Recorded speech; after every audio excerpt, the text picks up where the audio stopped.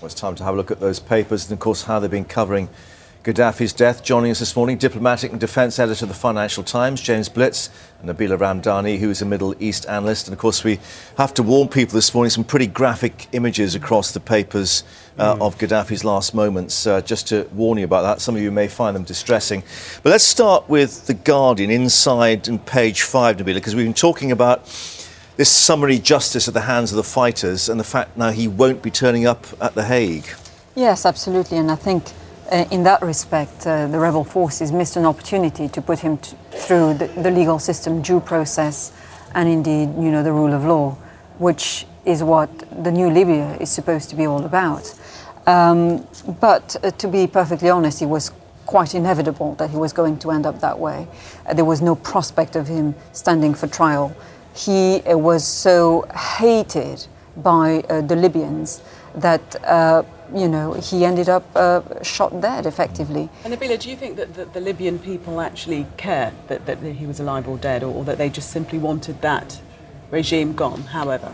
I think they care that he's shot dead. For them, it's 100% closure, you know, not only of an 8-month bloody civil war, but also the end of a 42 years tyranny.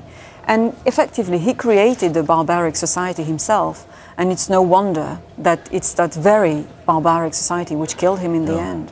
But of course, James, the Telegraph's reflecting, it means he's taken a lot of the secrets, particularly about Lockerbie, to the grave with him. We don't think really there'll be any kind of system of files or paperwork in the way that he operated and governed. Yes, I think the thought of many people this morning will be that because you've seen this appalling summary justice, the lynching of Gaddafi in the way we've seen, and you're showing on the TV this morning, we're not going to find out a lot of things about what went on in Libya over the last 20 or 30 years. And Lockerbie, of course, where there are still big questions, in particular over whether Abdel Basit Ali Megrahi was really the perpetrator. Astonishingly, he is still alive. Despite all of this, he is still there. But whether he is the perpetrator or not, that's always been a question hanging over the whole Lockerbie trial process.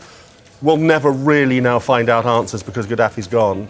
Yeah, and it looks as if many of his sons as well, there'll be no one left who knows any of the secrets. But I mean, the other issue that the paper's reflecting on this morning, Nabila, is the place where all this happened. And we saw that sort of summary justice, his birthplace, and yet none of these fighters had any indication that he was hiding up there while this fighting continued for months on end. Yes, the fact that he should have ended up dying in Sirte is hugely symbolic. As you said, it's his home city. And let's not forget that yesterday, early morning, there had been claims put forward by the National Transitional Council that Gaddafi was in the south of Libya, building up a rebel army of his own and ready to launch attacks on NTC forces.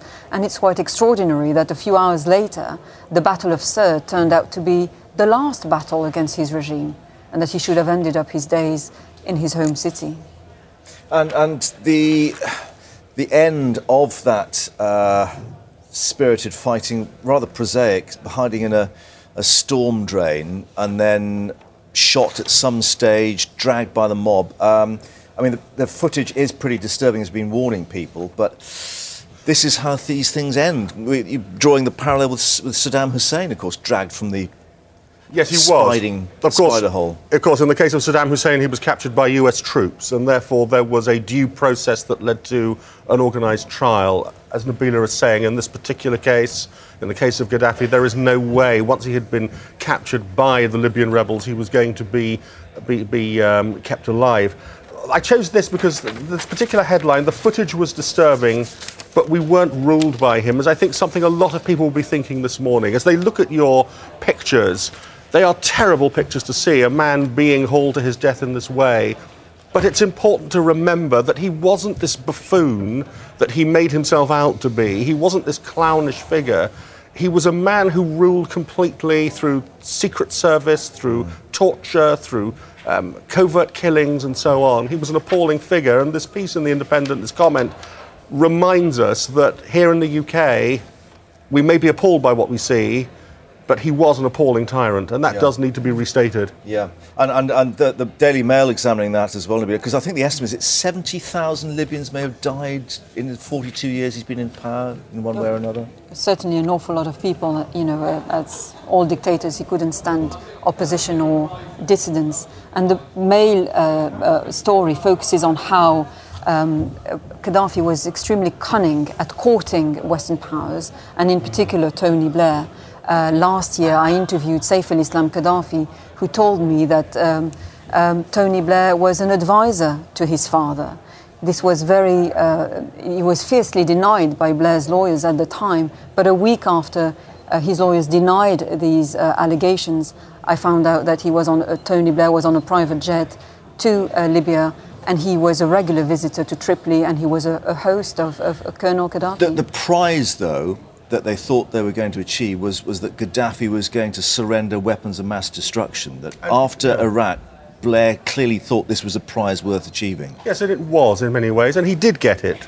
I mean, it was and it wasn't, because this, you know, disregards the fact that there was no way they could bring Gaddafi to respect human rights or to establish civil society. So it was, you know, realpolitik, which is in the end self-interested pragmatism. No, I agree with you. They went far too far in courting Gaddafi, in being close to him, and Blair will be judged not only on Iraq but also on the way in which Gaddafi was too closely courted in that period. But I don't think that the achievement on WMD can just be cast to one side. Had Gaddafi retained WMD, this would have been a very, very serious conflict indeed, well beyond what it already was. I think Blair made it abundantly clear that he viewed Libya as a business proposition.